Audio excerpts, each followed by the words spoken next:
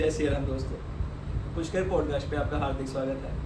जैसा कि हमने आपसे वादा किया था, पांचांग के हिसाब से जो भी महत्वपूर्ण तिथि और त्यौहार होते हैं उसके ऊपर हम आपके लिए पॉडकास्ट लेकर आएंगे। वैसे ही एक महत्वपूर्ण त्यौहार जो है बुद्ध पूर्णिमा, जिसके ऊपर हम आपके लिए पॉडकास्ट लेकर आए आज। गुरु माँ जी, आपका हार्दिक स्वागत है। जय श्री राम दोस्त, माँ लक्ष्मी आप पे कृपा बनाए रखें। तो गुरु माँ जी, बुद्ध पूर्णिमा क्या है और इसका हमारे जीवन पर क्या प्रभाव है? जी पार्थ, बुद्ध पूर्णिमा एक बहुत ही महत्वपूर्ण त्यौहार है। हम हिंदुइज्म के लिए भी और बुद्धिज़्म में भी ये एक बहुत ही महत्वपूर्ण तिथि है, बहुत ही महत्वपूर्ण वार है, दिन है, बहुत महत्वपूर्ण पूर्णिमा है। पूर्णिमा यानी कि फुल मून, जिसे चंद्रमा पूरे अपने आकार में होता है। और बुद्ध पूर्णिमा या हम इसे वैसाख भी, जो बुद्धिस्ट है वो इसे वैसक भी कहते हैं। तो ये वैसाख माह के पूर्णिमा है और ये बहुत ही महत्वपूर्ण है क्योंकि इस दिन बहुत सारे इवेंट्स हुए। जैसे हम ज़्यादातर लोग बुद्ध पूर्णिमा के नाम से इसे जानते हैं। तो हम बुद्ध के साथ कोरिलेट करेंगे कि इसी दिन सिद्धार्थ गौतम का जन्म हुआ था, जिनका बाद में जिनको बोधि मिली, इसी दिन बोधि मिली और इसी दिन महानिर्वाण की तरफ वो चले गए। तो ये बहुत इम्पोर्टेंट तिथि है। उनका जन्म, उनके जन्म में, जीवन में जो महत्वपूर्ण घटनाएं हैं वो इसी तिथि में हुई है। और अगर हम हिंदुइज्म में बात करें तो अग्नि पुराण में ये उल्लेख दिया हुआ है कि बुद्ध, महात्मा बुद्ध जो कि पहले गौतम थे, उन्होंने वो राजकुमार थे, वो महात्मा बुद्ध जो थे वो बाद में बोधि मिलने के बाद हुए। तो उनका जन्म विष्णु के 9वें अवतार के तौर पे हुआ था, ये उल्लेख किया। तो हम हिंदुइज्म और बुद्धिज्म को ऐसे कोरिलेट करते हैं कि उस दिन 9वां अवतार, विष्णु जी के 9वां अवतार का बुद्ध के रूप में जन्म अवतरित हुआ। इसका हमारे जीवन में बहुत महत्व है। अगर हम अनुसरण करें विष्णु जी का और बुद्धा जी का अपने जीवन में, तो हमारे मनोस्थिति और हमारा भाव हम बुद्ध बन सकते हैं। लेकिन वो बुद्ध बनने के लिए हमें कुछ उपाय करने चाहिए, कुछ अपने जीवन में बदलाव लाना चाहिए। और सबसे बड़ी बात, हमें बुद्धा का, उनकी जो विचारधारा थी, उनका जो स्टाइल था, एक तरीका था, उसको फॉलो करना चाहिए, उसको अपने आचरण में लाना चाहिए। देखो, कोई भी देवी देवता है, अगर हम उसकी सिर्फ पूजा उपासना कर रहे हैं वो काफ़ी नहीं है। हमें उनके जो चरित्र है, जैसे श्री राम का, वो एक हम कहेंगे कि पुरुषोत्तम थे, उनका वो पुरुषोत्तम का जो भाव है, जो आचरण है, वो हम अपने जीवन में लाएं। और ऐसी है ना, और बुद्धा जी हैं, विष्णु जी हैं, तो वो सस्टेनेंस के लिए वो एक शांति, एक लाइफ, जो एक तरीका, एक नियम बनाए हुए हैं, उसको अपने आचरण में लाए। इसी तरह बुद्धा को, जो भगवान बुद्ध बने, उनका मेन मोटो था नॉन वायलेंस, अहिंसा, प्रेम, सद्भावना, हार्मनी। वो आचरण हम अपने जीवन में लाए तो हमारे जीवन में बहुत असर हुआ। सही बात है। ऐसा मेरे साथ एक बार हुआ भी था जी। बचपन में मैं सारे टाइम जय श्री राम करता रहता था। तो मेरा एक दोस्त है काफ़ी अच्छा, तो वो कहता है कि तू सारे टाइम भगवान का नाम लेता रहता है, तो उनके रास्ते में चल। तो मेरे को उसकी बात बड़ी बुरी लगी कि क्या कह रहा है। तो मेरे को बड़े होकर समझ आई कि उसने बात काफ़ी सही बोली कि जैसे वो करते हैं, जैसे उन्होंने अपने जीवन में किया है, इतना सब होने के बाद भी उन्होंने वो सही चीज़ें 14 साल है ना वनवास किया राम जी ने, तो वो मर्यादा पुरुषोत्तम थे। तो हमें मर्यादा में रह के अपने पौरुष को का आवरण करना है, उसका आचरण करना है। और बुद्ध से हम सीखेंगे, क्योंकि बुद्ध पूर्णिमा है और ये बहुत ही ऑस्पिशियस तिथि है। तो उनका जो चरित्र था एनलाइटनमेंट के बाद जब वो बुद्ध बने, पहले तो वो एक आम इंसान, आपको पता ही होगा कि वो इक्ष्वाकु कुल में उन्होंने जन्म लिया था, वो राजकुमार थे। तो जब वो पैदा हुए तो उनके जो ज्योतिष आचार्य होते हैं, जो राजगुरु जो होते हैं, उन्होंने ये भविष्यवाणी की कि या तो ये बहुत ही बड़े सम्राट बनेंगे, अच्छा, या ये सब कुछ रिनाउंस कर देंगे, मतलब ये एक महात्मा बन सकते हैं, सारी दुनिया को, सारे अपने सुख वैभव को त्याग के महात्मा भी बन सकते हैं। अच्छा। तो उनके पिता ने सोचा कि ऐसा तो नहीं होना चाहिए, मेरा बेटा है, आगे चल के इसको राजा बनना है, सम्राट बनेगा ये। तो उन्होंने क्या किया कि इसको महात्मा कौन इंसान बनता है जिसके भीतर वैराग्य हो जाए, है ना, वही महात्मा या एक रिनाउंसिएशन की तरफ चल पड़ता है। तो उन्होंने ये डिसाइड किया कि मैं इसको सुख वैभव में रखूँ, मैं इसको ऐसा कोई दुख देखने ही नहीं दूंगा जिससे इसके अंदर विचार है ना। तो उन्होंने बस उसको ना वो चार दीवारी में ही एक सुख वैभव ऐश्वर्य वाली जिंदगी सारा कुछ प्रोवाइड किया, है ना। तो राजकुमार थे, 29 ईयर्स तक उनका विवाह हो गया, उनका पुत्र भी हो गया जिसका नाम राहुल था। तो वो एक दिन बाई चांस चलते चलते उन्हें दिखाई दिया कि एक बूढ़ा व्यक्ति, उससे पहले उन्होंने कोई बूढ़ा व्यक्ति, बीमार व्यक्ति नहीं देखा था। तो उन्होंने देखा कि ये तो दुखी है, परेशान है। फिर आगे जाके देखा उन्होंने एक मृत व्यक्ति, है ना। तो उनको तब तक पता ही नहीं था, क्योंकि वो तो बड़े ऐशो आराम में जी रहे थे, लग्जरी में। उन्हें दुख तकलीफ का पता ही नहीं था, क्योंकि उन्होंने देखा ही नहीं था। जब उन्होंने देखा वो इतना प्रभाव कर गया उसके उनके मन पे, उन्होंने देखा कि फिर सत्य क्या है, जिसमें जो जीवन में जी रहा हूँ, क्या वो सत्य है या ये सत्य है, मृत्यु। तो उनके मन में भाव आया, उन्होंने सत्य की खोज के लिए अपने सुख वैभव को त्याग के, अपने नन्हे बच्चे को त्याग के वो निकल पड़े सत्य की खोज में। तो वो ऐसे ही घूमते घामते वो पहुँचे वहाँ। 7 साल तक उन्होंने तपस्या की, 7 साल। और वो ऐसी तपस्या की कि एक जिसे हम एक्यूट कहते हैं कि बहुत ही भारी तपस्या उन्होंने, अन्न जल त्याग की, अच्छा, सारी और चीज़ें त्याग की, अच्छा, तपस्या सिर्फ सत्य की खोज में। अच्छा, हाँ। तो फिर बिहार में एक जगह है बोध गया, वहाँ पे वृक्ष है बहुत बड़ा, बैनियन ट्री है, उसके नीचे वो तपस्या करते थे। तो एक किसान की पत्नी थी जिसका नाम सुजाता था।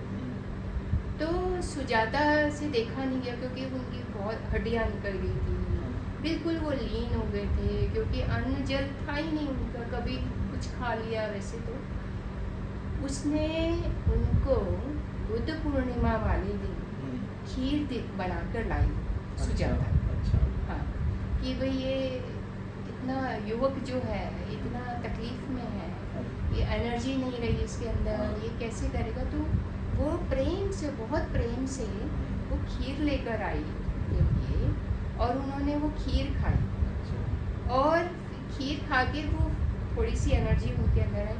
फिर उन्होंने तपस्या करनी शुरू की, और उसी वक्त, उसी रात को उनको बोधि प्राप्त हुई, यानी एनलाइटनमेंट जो है वो बुद्ध पूर्णिमा का दिन था। और इसीलिए हम बुद्ध पूर्णिमा वाले दिन खीर का बहुत ज़्यादा महत्व है।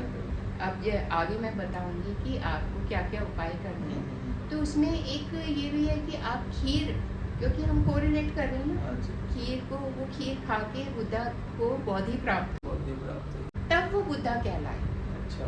पहले तो वो एक साधारण इंसान थे, पहले वो राजकुमार थे, फिर वो महात्मा गौतम बने, फिर वो बुद्ध बने, यानी कि उन्हें बोधि प्राप्त हो। तो हम भी अगर उनका अनुसरण करेंगे तो एक आम इंसान बुद्ध बन सकता है। बस वो एक सत्य, हमें सत्य पता होना चाहिए और हम सत्य की तरफ चले। जैसे इनकी फिलॉसफी थी, बुद्धा जी के प्रिंसिपल्स थे, अहिंसा, सत्यवाद और हार्मनी, प्रेम। तो जैसे बुद्ध बोलते थे कि बुद्धम शरणं गच्छामि, धर्मम शरणं गच्छामि, संघम शरणं गच्छामि। तो ये उनकी फिलॉसफी थी। ये इस विचारधारा पे जब वो बुद्ध बने तो उन्होंने फिर अपने धर्म, जो भी उनकी फिलॉसफी थी, उसका प्रचार करना शुरू किया। तब आज से 2500 साल पहले तब ये बुद्धिज्म का जो है उत्पत्ति हुई थी, बुद्ध रिलीजन का। और ये ज़्यादातर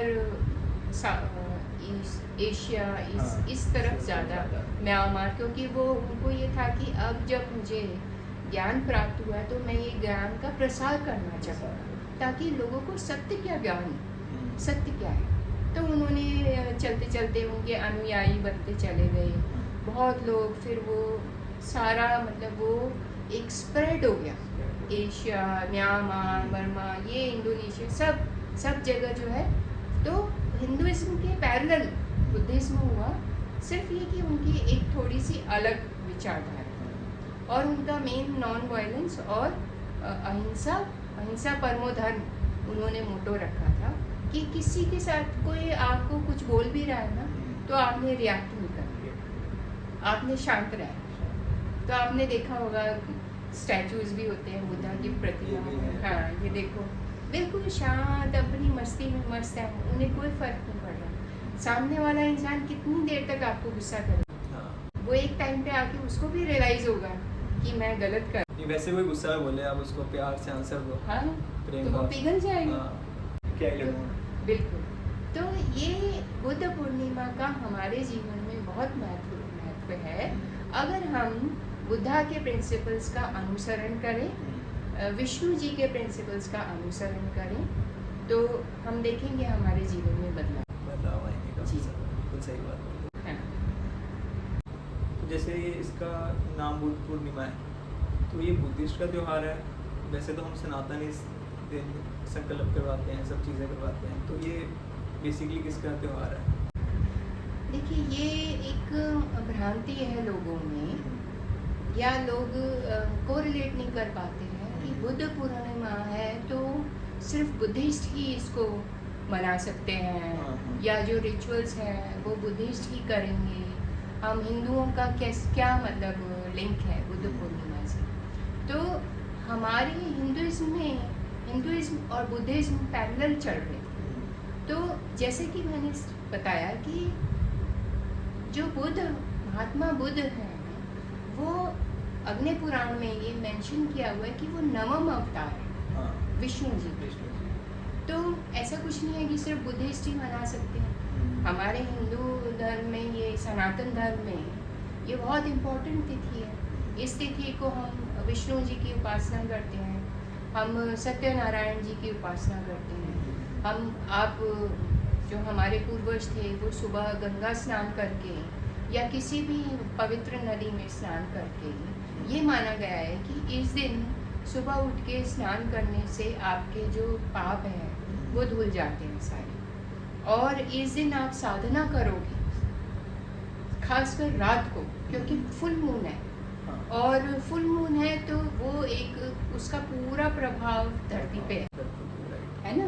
तो हम साधना करेंगे बैठ के मून लाइट में, या रात को करेंगे तो हमें बोधि प्राप्त हो सकती है। और उस दिन मेरे ख्याल से एनर्जीज भी काफ़ी ज़्यादा, एनर्जीज बहुत होती हैं। क्योंकि आप ये देखो ना कि ये हम एस्ट्रोलॉजी की, अगर एस्ट्रोलॉजीज के साथ को रिलेट करें, जिनकी कुंडली में चंद्रमा वीक है या चंद्रमा का कोई दोष है, या जिनको एंजाइटी, फोबिया, डिप्रेशन, ये प्रॉब्लम्स रहती हैं, तो हम एस्ट्रोलॉजी में ये उपाय बताते हैं कि बुद्ध पूर्णिमा वाले दिन या वैशाख पूर्णिमा वाले दिन ज़रूर वो चंद्रमा की अर्घ देके चंद्रमा की उपासना करें और मून लाइट में बैठ के साधना करें।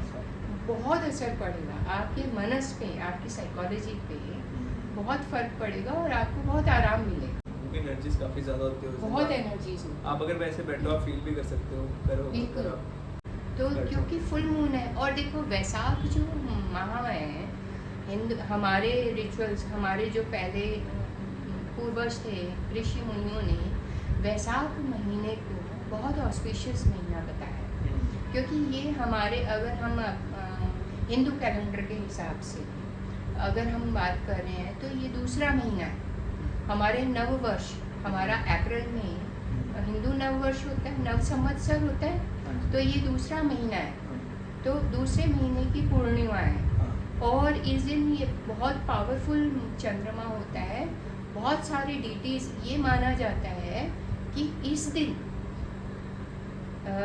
ब्रह्मा विष्णु महेश तीनों धरती पे वास करते जी।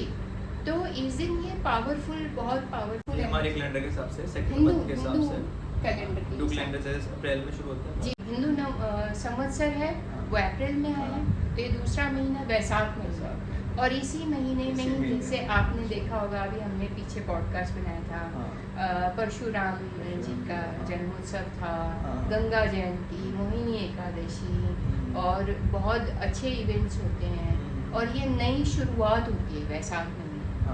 तो और इसके बाद जैसे जेठ महीना शुरू हो जाए, उसकी भी इम्पोर्टेंस है। अभी जैसे पीछे गंगा जयंती गई है, मोहिनी एकादशी गई है, तो ये एक आप एकादशी से लेके पूर्णिमा तक इतने इवेंट्स होते हैं। जैसे मोहिनी एकादशी से ये ऑस्पिशियस टाइम शुरू हुआ, मोहिनी एकादशी हुई, फिर उसके बाद छिन्नमस्तिका जयंती है, वो एक फॉर्म ऑफ गौरी, पार्वती जी का फॉर्म है जिसकी हम पूजा अर्चना करते हैं, जो वो एक बताया गया है, उल्लेख दिया गया है जैसे कि वो त्याग और बलिदान की देवी है, तो वो त्याग और बलिदान की देवी है। फिर हमारा आया बुद्ध पूर्णिमा, तो ये एकादशी से लेके पूर्णिमा तक बहुत ऑस्पिशियस टाइम है। तो ये हिंदुइज्म में हमें ये बताया गया है कि इस वक्त किया हुआ ध्यान, तपस्या और दान पुण्य और स्नान बहुत हमारे जीवन में प्रभाव लेकर आए। तो ये काफ़ी महत्वपूर्ण है जी। और जैसे हमारे को कार्टून में भी बचपन में दिखाते थे कि जब वो होता है फुल मून होता है, हाँ। तो वुल्फ कैसे पूरा आऊ लगा होता है। हाँ, तो ये देखो फुल मून है, और साथ के साथ इतनी सारी डेटीज की एनर्जी जो है वो धरातल पे होंगी, तो ये बहुत इम्पोर्टेंट तिथि है। जैसे कि मेरा क्या पूछना है आपसे कि आपके हिसाब से सनातन धर्म और बुद्धिस्ट सेम है? जैसे बुद्धिस्ट अपने आप को अलग आजकल बता रहे हैं, है ना, आजकल सारे धर्म है वो अपने आप को अलग बिल्कुल ही बता रहे हैं जी। तो सनातन और बुद्धिस्ट के बारे में आप क्या कहते हैं? देखिए, जो सबसे प्राचीन धर्म की बात नहीं कर रही हूँ मैं, आजकल तो देखो सबने अपना धर्म की, हम हिंदू धर्म है, हम सिख कौम है, हमारी मुस्लिम कौम है, हम बुद्धिस्ट हैं, हम जैनिज्म है, और पता नहीं कितने कितने।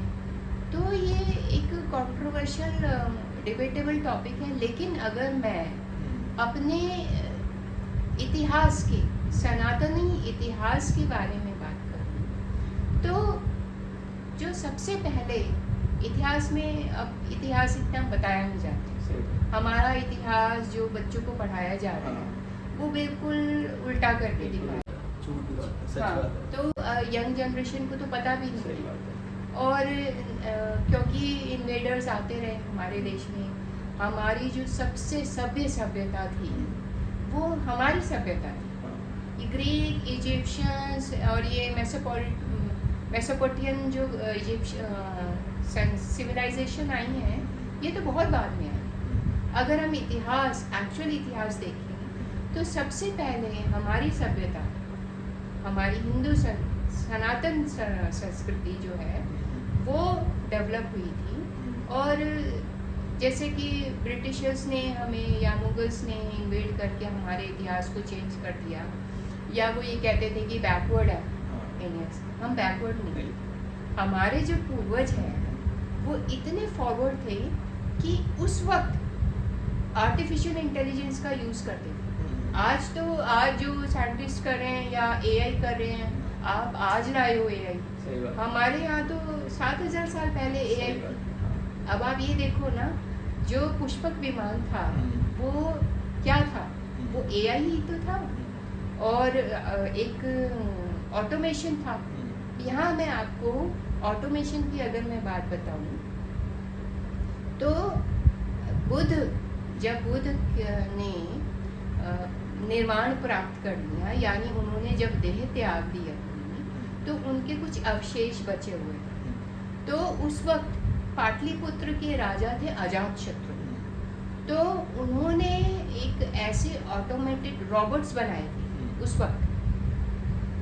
आप ये लगाओ 2500 साल पहले की बात मैं बता रही हूँ। उस वक्त उन्होंने ऐसे रॉबोट्स बनवाए थे, एआई फॉर्म किया था जो कि उन अवशेषों की प्रोटेक्शन करते थे। तो अंग्रेज़ों ने या उस वक्त अमेरिकन्स और इन्होंने जो सो कॉल्ड अपने आप को हाईटेक लोग बताते हैं, उन्होंने तो सपने में भी नहीं सोचा होगा आज से 2500 साल पहले जो हमारे यहाँ रॉबोट फॉर्मेशन हुए हैं वो आप कर रहे हैं ये लोग।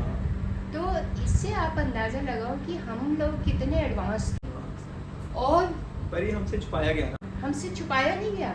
हम वो मनुस्मृतियाँ लिखी गई पहले, क्योंकि जो पहले क्या होता था, ओरल आपको ज्ञान दिया जाता था जो भी था। फिर धीरे धीरे वो लेख में आया, मनुस्मृतियाँ लिखी जाती थी, पांडुलिपियाँ होती थी, उन पे लिखा जाता था, वो प्रोटेक्टेड थी। वो जो मुगल्स आए उन्होंने वो ना मतलब खत्म कर दी, नष्ट कर दी। उन्होंने वो छुपा दी, जला दी, या उन्होंने नष्ट कर दी, ताकि हम लोगों को आगे की जनरेशन को ये बताया जाए कि भी तुम लोग तो बैकवर्ड हो। तो वो हमारा जो रियल इतिहास है वो तो आया ही नहीं है हमारे बच्चों के सामने। और ऐसे इन्होंने वो भी यूज़ कर दिए वर्ड्स, जैसे आप लगा लो कि सुस्त राम, राम के साथ ऐसे शब्द लगा लिए, कितने सारे ऐसे बहुत सारी चीज़ें, जिससे वो एक माइंडसेट सबका बनता गया धीरे धीरे। तो भाई आप राम का चरित्र तो देखो, वो मर्यादा पुरुषोत्तम थे।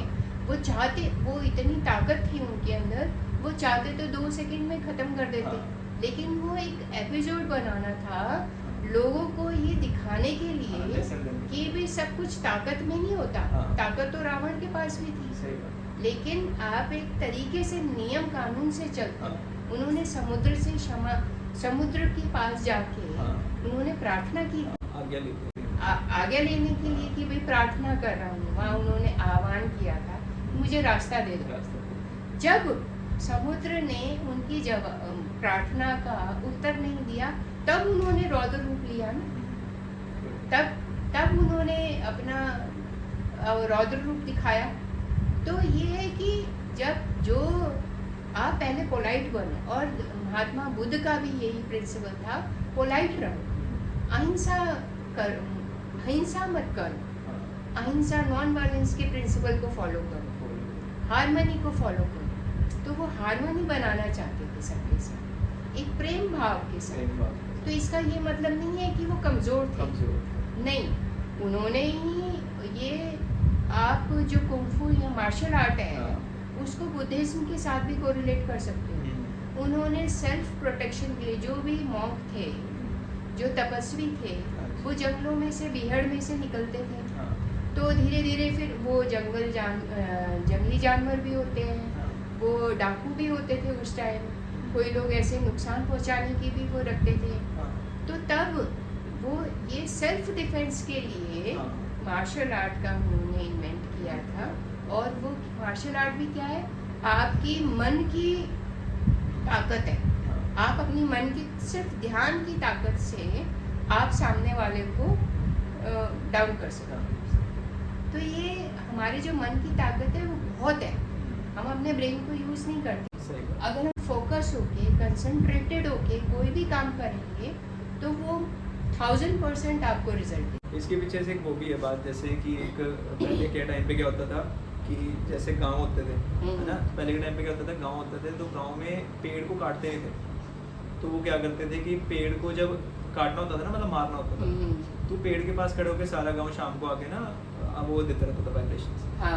कि तू अब कोई इसी काम का नहीं रहा, कुछ नहीं रहा, ऐसा उसको नहीं रहा। गाली बकने लग हाँ, रहा, ऐसे करने उसको लग रहा है। अपशब्द बोलने लग अपशब्द। तो वो 1 महीने के अंदर ही वो पेड़ अपने आप ही गिर जाता था, अपने आप गिर जाता। पूरा वीक होता था, उसके हाँ। पत्ते झड़ जाते थे, किसी काम का नहीं रहता था। हाँ। तो ये मतलब इतनी वाइब्रेशन है आपकी उसमें, हाँ। बोलने में, आपके दिमाग में। हम बिल्कुल बिल्कुल आपके आपके अपने अंदर इतना, जैसे कि स्टार्टिंग में ही हमने बताया कि आप में ही बुद्ध है, हाँ, आप में ही विष्णु है। हाँ, बस वो सही डायरेक्शन और सही आपको एनर्जी चैनलाइज करना। अब इस बात पे मेरा एक प्रश्न है, जैसे हम कहते हैं कि हम हर किसी के अंदर भगवान होता है, लेकिन अब जो ये लोग करते हैं कि नशा वगैरह करते हैं, है ना, अल्कोहल वगैरह पीते हैं, या कुछ भी धूम्रपान पान वगैरह कुछ भी करते हैं, तो उनके अंदर भगवान मेरे ख्याल से मुझे जो लगता है विराजमान नहीं होते हैं ना, या उनके अंदर भी विराजमान है? देखो, सब हर जीव के अंदर इंसान योनि ऐसी है जो बहुत किस्मत से मिली है, नहीं तो 84 लाख योनियों के बाद इंसान का रूप मिला है हमें। वो इसलिए मिला है कि हम अपने आप को एलिवेट कर सकें, हम एक लेवल अप हो जाएं, इसलिए मिला है। लेकिन हम उलझ जाते हैं दुनियादारी में, उल्टी चीज़ों में, शराब, दारू, सेक्सुअल मिसकंडक्ट, इन सब चीज़ों में घुस जाते हैं, तो हम अपने पर्पस को भूल जाते हैं। तो ऐसा नहीं है, राम भी हमारे अंदर है, रावण भी हमारे अंदर है, बस हमने जो राम के जो अंश को दबा दिया है, तभी वो रावण का व्यभिचार आ रहा है। वही हम ईगो, जो है misconduct, verbal misconduct, sexual misconduct, ये सब इन चीज़ों में उलझ गए, तो हमारा जो बुराई है वो हावी हो रही है हमारा, एकदम से गुस्सा आ जाता है। बिल्कुल। तो वो बैलेंस करना आना चाहिए, यही बहुत ही है कि हम रियलाइज़ करें। सबसे पहली बात रियलाइज़ करना, जिसको रियलाइज़ हो गया वो बुद्ध के मार्ग पे चल पड़े और वो बोधि भी प्राप्त करे, लेकिन रियलाइजेशन चाहिए। वही, अगर आप कभी पूजा पाठ कर रहे हो, कुछ भी कर रहे हो, बाकी सारे बहुत कुछ मांगते हैं, मेरे हिसाब से तो हमें ये मांगना चाहिए कि भगवान हमें सद्बुद्धि मिले। सद्बुद्धि मिले। अब बुद्ध ने क्या किया था? बुद्ध ने तो परिनिर्वाण प्राप्त किया था, कि वो जीवन मृत्यु के जो ये सर्कल चल रहा है उससे छुटकारा, मोक्ष प्राप्त किया उन्होंने, कि दोबारा वो कर्मों का फेर, दोबारा से फिर वही रोना धोना ये सब करना नहीं है, क्योंकि हमें हमारी जो सोल का पर्पस यही है, लोगों को नहीं पता, या लोग जानना नहीं चाह रहे, या लोग सच्चाई का सामना नहीं करना चाह रहे। हमारी सोल का पर्पस ही ये है कि हम इस जीवन मरण के जो चक्रव्यूह से मोक्ष प्राप्त कर जाए, और वो हम कर सकते हैं, लेकिन उसके लिए रियलाइजेशन होनी चाहिए। अब जैसे मैंने कहीं भी सुना था कि कहते हैं कि जैसे हम अपने आप को बड़ा लकी समझते हैं कि हम ह्यूमन बीइंग है, इंसान है जी, लेकिन कहा जाता है कि अगर इस पृथ्वी पे जन्म लेना भी एक हिसाब से शराब ही है। हाँ, क्योंकि आप आके यहाँ दुख देख रहे हो, सब चीज़ें भोग रहे हो, हाँ, है ना, जी, तो मतलब एक हिसाब से बेसिकली खुशी में नहीं आएगा, हाँ, खुशी में नहीं है ना। तो और लेकिन हमें लगता है कि हम बड़े वो लकी हैं, सब है, तो उस चीज़ में हम वापस ना आए, हाँ, उसके लिए हमें मेडिटेशन और बहुत सारी चीज़ों में बिल्कुल। भगवान के रास्ते में, भगवान के चरणों में पढ़ना पड़ेगा, सरेंडर करना पड़ेगा, सरेंडर करना। हमें सरेंडर करना पड़ेगा, क्योंकि जैसे आपने कहा कि ये मृत्यु लोक है ना, मृत्यु लोक यानी कि यहाँ दुख ही है। हम अपने जीवन का, अगर हम ये सब चीज़ों से ऊपर हो जाते तो हम तो वैकुंठ धाम में होते ना, हमारी सोच। हम यहाँ आए हैं, हम कभी दुख है, कभी सुख है, कभी रोना धोना, कभी हंसी, तो ये चक्रव्यूह ही है। और मृत्यु लोक है, मृत्यु लोक यानी मृत्यु तो होनी है हमारी, लेकिन मृत्यु से पहले हम अपनी एलिवेट कर लेना अपनी सोल को, तो ये पर्पस है। नहीं तो फिर वापस इसी में घूमते रहेंगे, इसी में घूमते रहेंगे, फिर कभी कुत्ता बन जाएंगे, बिल्ली बन जाएंगे। तो इंसान तो कुत्ता बिल्ली बंदर से तो बहुत अच्छी योनि है। सही बात। तो ऐसा ना हो हम इस जो योनि मिली है उसमें ऐसे कर्म कर लें कि फिर हमें कुत्ता बंदर बनना पड़ सके। तो इसलिए बेटर है कि हम इंसान से हम ये जो आत्मा है उसको परमात्मा से जोड़ने का काम करें। अभी जैसे अब ये जैसे आपने बात करी, तो अभी हम, मेरा एक डॉग है घर पे, ओरियो, तो जब भी अभी हमने पीछे आए थे ना रामनवमी, तो उस पर हमने वो किया था हमारे, हाँ पॉडकास्ट किया था, हमने मम्मी ने 9 दिन घर पे राम जी का वो किया था, अच्छा रामायण का, हाँ तो पूरा पढ़ा था घर पे। तो उससे पहले वो काफ़ी शरारती था, इधर उधर भागता रहता था। अच्छा। तो ऐसा था। तो जब मम्मी ने 9 दिन किया तो वो मम्मी के साथ ही बैठा रहा पूरे 9 दिन, और उसने बिल्कुल शांति से बैठा रहा, सब सुनता रहा, मम्मी के साथ बैठा।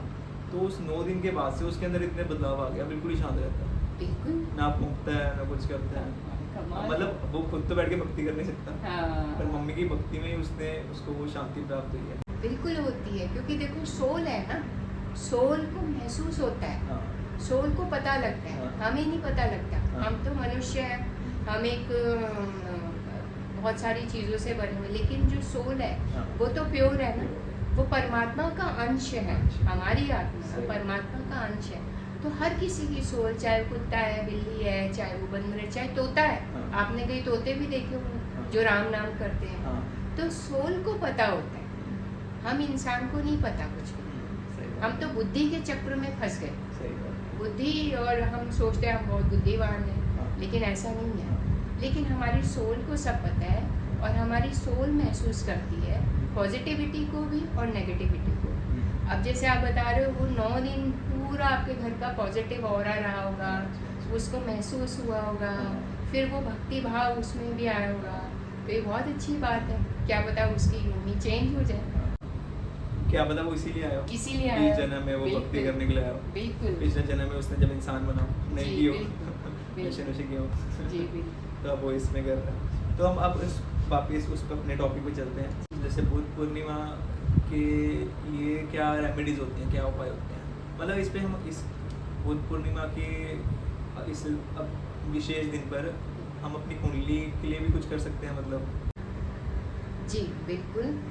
जिसके कुंडली में चंद्र दोष है, अच्छा, या गुरु दोष है, तो और या जिसकी कुछ ना कुछ अड़चन आ रही है लाइफ में, कुंडली में, जैसे साढ़े सती है, तो या ढैया चल रही है, उसके कुछ विशेष उपाय हम बुद्ध पूर्णिमा पे कर सकते हैं। अच्छा। और ये बहुत फ़ायदेमंद रहेंगे ये उपाय किए हुए, क्योंकि जैसे कि मैंने बताया था कि बहुत सारी डीटीज और बहुत सारी एनर्जीज इस दिन और इस रात जो है वो धरातल पे होती है, हमारी पृथ्वी के बहुत नज़दीक होती है, तो वो बहुत जल्दी हम कनेक्ट भी कर पाएंगे और बहुत जल्दी हम उसका इफ़ेक्ट भी ले पाएंगे। तो सबसे पहले जो सुबह उठ के हमें नहाना धोना, साफ वस्त्र पहनने हैं, और जिसकी कुंडली में गुरु का दोष है किसी भी तरह का, या गुरु कमज़ोर है, या गुरु एक मेलेफिक डिस्पोजिशन है गुरु की, तो वो उन्हें क्या करना है, जैसे हम सूर्य को अर्घ्य दे रहे हैं, तो सूर्य उस पानी में एक लोटा ले लेंगे और उस पानी में चंदन डाल के वो अर्घ्य देंगे। गुरु सूर्य मंत्र करते हुए उस पानी को अर्घ देंगे, उससे आपका गुरु जो है वो पैसिफाई होगा। जिसकी कुंडली में चंद्रमा जो है वो वीक है, या डिप्रेशन है, या किसी तरह से शनि और चंद्रमा का कोरिलेशन है, या उनका एस्पेक्ट आ रहा है, या कोई चंद्रमा की महादशा से गुजर रहे हैं जो कि मेलेफिक है, तो उन्हें क्या करना है, फास्ट रखना है, उपवास रखना है, सत्यनारायण जी की कथा करनी है, और सत्यनारायण जी का ही भोग लगाना है, जैसे शाम को भोग लगा के उनका, और चंद्रमा को अर्घ्य देना है। हाँ, उन्हें चंद्रमा को अर्घ्य दे के अपने उपवास को तोड़ना है, और वो खीर बनाएंगे। और वो खीर जो है, जैसे मैंने बताया था कि खीर का बहुत महत्व है इस दिन, है ना। वो सुजाता ने जो खीर दी थी वो खा के उनको बॉडी प्राप्त हुई थी, तो इसी तरह जो हम खीर बनाएंगे, मूनलाइट में रखेंगे और वो खाएंगे, तो उससे एक तो हमारा चंद्रमा पे अच्छा प्रभाव होगा, हमारी कुंडली में चंद्र दोष जो है वो ठीक होंगे धीरे धीरे, और हमारी हेल्थ भी अच्छी होगी। हमें जो कुछ एलिमेंट है या कोई ब्लड रिलेटेड प्रॉब्लम है उसमें भी हमें आराम है। हम खीर का दान भी कर सकते हैं जी। हमें खीर कंज्यूम भी करनी है और हो सके तो खीर बना के गरीबों में या मंदिर में आप दान कर दीजिए जी। अब जैसे संकल्प करवाते हैं कहीं पंडित को जाके अपने पितरों के लिए, तो वो भी होता है? हाँ, वो भी कर सकते हैं। अच्छा। वो करके उन पंडित जी को बता के कि ये बुद्ध पूर्णिमा का, हाँ, वो आचमन करके आचमन करते हैं, उससे आपके पितरों को भी लाभ मिलेगा। जिसकी कुंडली में साढ़े सती है या किसी भी ढैया का प्रभाव है और या शनि किसी भी तरह से मैलेफिक एस्पेक्ट दे रहे हैं, तो उन्हें रात को मतलब सांझ डले, जब ना रात है ना दिन है, सांझ डले जो संध्या का टाइम कहते हैं, हाँ, संध्या का समय हमें एक दीपक जलाना है पीपल के पेड़ के नीचे। और जैसे कि मैंने बताया था कि इस दिन ब्रह्मा विष्णु महेश तीनों विराजमान होते हैं। पीपल का जो तना, जो जड़ है वो विष्णु है, उसमें विष्णु का वास है आज के दिन। जो तना है उसमें शिव का वास है और जो ऊपर जो पेड़ है, शाखाएं हैं, उसमें ब्रह्मा का वास है। तो आप त्रिदेव को, आप त्रिवेणी जिसे कहते हैं ना, कि आप त्रिदेव को ही प्रसन्न कर रहे हो, वहाँ पे आप दिया जलाना है। आपने जो दशरथ कृत शनि स्तोत्र है उसका पाठ करना है वहाँ बैठ के, हाँ, और खीर का दान दें और उसकी परिक्रमा करना। और ये जो दिया जलाना है देसी घी या तेल? देसी घी का दिया जलाना है। जोत? हाँ, जोत लगा के, और वो आपकी जो भी दुख तकलीफ है वो मेंशन करके परिक्रमा करके आप उनका धन्यवाद करें। ठीक है। तो मतलब हमें सुबह उठ के पहले हमने नहाना धोइए, हाँ जी, और उसके बाद वो कि चंदन का डाल के अर्घ्य देना है सूर्य देवता को, ठीक है। और उसके बाद हमने सेकंड स्टेप क्या था? वही चंद्रमा को, जो जिनका चंद्रमा का कमजोर है उनको चंद्रमा का अर्घ्य देना है। अच्छा, उन्हें रात को? हाँ, ठीक है। हाँ जी। स्कंद पुराण में ये उल्लेख दिया गया है कि इक्ष्वाकु कुल के राजा थे रुद्र से, तो उनके बहुत शत्रु हो गए थे क्योंकि वो बहुत अच्छा क्लाइंट था और वो जो उनकी डायनेस्टी थी वो फ्लरिश कर रही थी, तो शत्रु बहुत हो गए थे। तो उनको जो ज्योतिषाचार्य ने उनको बताया कि बुद्ध पूर्णिमा वाले दिन आप, मतलब वैशाख पूर्णिमा वाले दिन आप शिव का आवाहन करें। तो उन्होंने वैशाख पूर्णिमा वाले दिन अपनी पत्नी पद्मावती के साथ शिव का आवाहन किया और उन्हें कमल के फूल जो है वो अर्पित किए।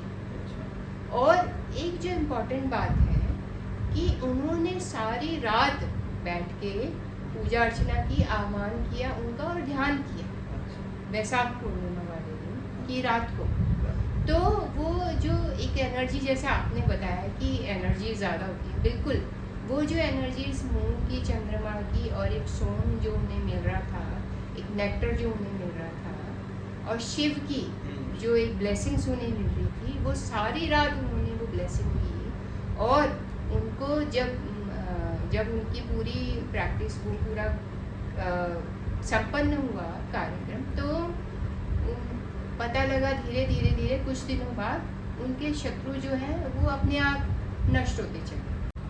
तो जिस किसी की भी कुंडली में शत्रु दोष है या जिसके छठा भाव प्रभावी है, छठा भाव भारी है, या जिसके शत्रु ज़्यादा हैं या जिसके लीगल मैटर्स ज़्यादा हैं, तो उनको रात को जाग के शिव की आराधना करनी है, शिव स्तोत्र का पाठ करना है और कमल के फूल जो है वो अर्पित करना है। तो उससे क्या है, आपका छठा भाव ठीक होगा, आपका ऋण ऋपु सब समाप्त होंगे और आपके शत्रुओं का विनाश हो। ये तो काफ़ी अच्छा है जी। इसके ऊपर काफ़ी पर्चे वगैरह हो रखे हैं और भी मतलब केसेस वगैरह हैं वो कर सकते लोग। हाँ बिल्कुल, ये करना चाहिए, ये बहुत इफ़ेक्टिव होता है आज के दिन के अगर। और आप बैम्बू ट्री भी लगा सकते हो अच्छा। अपने घर में या आसपास भी कहीं, गार्डन हो गया या कोई पार्क हो गया, वहाँ बैम्बू ट्री लगा लीजिए। हाँ, जो बैम्बूज मिल जाते हैं छोटे से मार्केट में मिल जाते हैं। हाँ हाँ हाँ। वो उसमें पोट में लगाने वाले हाँ वो भी आप ला सकते हो। वो अच्छा। आप घर में, क्योंकि बुध को और बैम्बू को भी कोरिलेट किया गया है, तो वो एक तरह से ऑस्पिशियसनेस लेकर आएंगे आपके घर में। बैम्बू ट्री आप लाओ, लेकर आओ, रख दो घर में। वैसे मैंने देखा है जो बैम्बू ट्री होता है ना, उसको आप जिस रूम में आपको लगता है ना काफ़ी नेगेटिविटी है आपके रूम में, उस रूम में रखो। फिर अगर वो आपको दिख रहा है कि पीला पड़ रहा है ना, मतलब टाइम टू टाइम पानी चेंज करो, अगर आपको दिख रहा है पीला पड़ रहा है तो मतलब वो नेगेटिविटी एब्जॉर्ब करता है। बिल्कुल पार्ट को निकाल दो, अगर वो बिल्कुल ही हरा है मतलब आपके अच्छा है तो आपका एनवायरनमेंट अच्छा है। अच्छा। बिल्कुल। और सबसे इम्पॉर्टेंट जो चीज़ है, आप इस दिन क्या कर सकते हो, आप अपने हारमोनी बनाने के लिए घर में, सुख समृद्धि के लिए आप नवग्रह यंत्र लेकर आएँ अच्छा। और उसको अपने घर के नॉर्थ ईस्ट कॉर्नर में लगाएं। ठीक है। उसका पूरा प्रॉपर पूजा अर्चना करके रात को आप रखें अपने मंदिर में ही, उसकी पूजा अर्चना करें, ताकि वो यंत्र क्या होता है, कॉपर का बना होता है, तो वो जो जितनी भी पॉजिटिव एनर्जीज हैं वैशाख पूर्णिमा वाली रात की, वो सारी एब्जॉर्ब कर लेंगे और आप नॉर्थ ईस्ट कॉर्नर में लगाओगे तो वो इल्यूमिनेट करेंगे, वो इमर्स करेंगे वो पॉजिटिविटी को पूरे टाइम आपके घर में। तो आप देखेंगे आपके घर में हारमोनी और सुख समृद्धि आ रही है, आपस में लोगों का व्यवहार अच्छा है, आप अच्छा फील करें। तो ये उपाय आप ज़रूर करें। तो काफ़ी अच्छा है। हाँ जी, तो ये उपाय आप करें और ये बहुत अच्छा आपको इफेक्ट मिलेगा। तो हमारे आज के इतने सारे उपाय थे जी। ये सारे आप कर लो, सारे कर लो तो अच्छा है। हाँ, बाकी जिसको लगता है मुझे ये करने की ज़रूरत है जी। मेरे उसके हिसाब से, तो आपकी कुंडली के हिसाब से या किसी भी दोष के हिसाब से जी, तो वो जी। कर लीजिए। सारी पूर्णिमा वो होती है काफ़ी क्या बोलते हैं महत्वपूर्ण होती है। महत्वपूर्ण होती ये है। पूर्णिमा इस चीज़ के लिए महत्वपूर्ण है जी। हमारे, जी। है ना।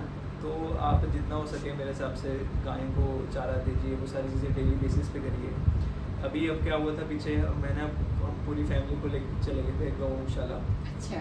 तो क्या हुआ पीछे कभी कभी घर पे क्या होता है कि लड़ाई वगैरह थोड़ी बहुत हाँ, होने हाँ, लगी होती है। तो अभी जो हमारा आया था अक्षय तृतीया, जी जी। उस दिन हम चले गए सारे अच्छा। गौशाला पूरी फैमिली लेकर मैं चला गया। तो हमने सबको गाय को हमने केले खिलाए, खीरे वगैरह सारे, और घर पे आके इतनी पॉजिटिविटी थी है ना। गाय माना जाता है ना कि वो हमारी नेगेटिविटी ले लेके पॉजिटिविटी दे देते हैं। बिल्कुल। और वैसे भी आपको भी अच्छा लगता है। तो पूरा जी। हफ्ता हमारा इतना ज़्यादा बिल्कुल लड़ाई के गया, बिल्कुल। उसके बाद बाकी थोड़ी बहुत हो जाती है शुरू। तो मतलब ये सारी चीज़ें आप करें और पुष्कर पॉडकास्ट के साथ बने रहने के लिए धन्यवाद। आगे ही हम आपके लिए और महत्वपूर्ण जानकारी पे पॉडकास्ट लेके आते रहेंगे। धन्यवाद। जय श्री राम। जय श्री राम।